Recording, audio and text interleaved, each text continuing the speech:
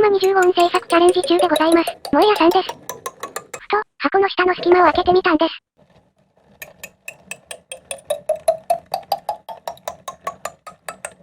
あれ、君、なんか前より響いてね。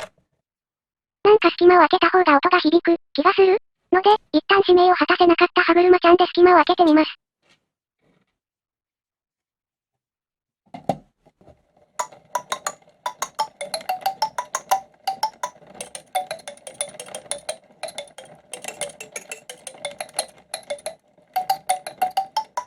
隙間なしがこちら。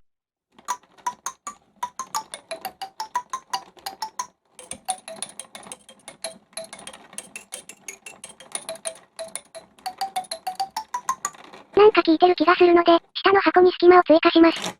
3ミリの隙間を追加します。印刷します。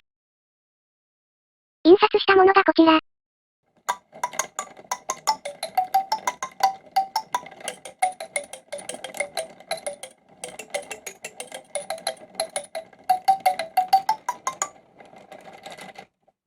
ふと、机の上でも鳴らしてみました。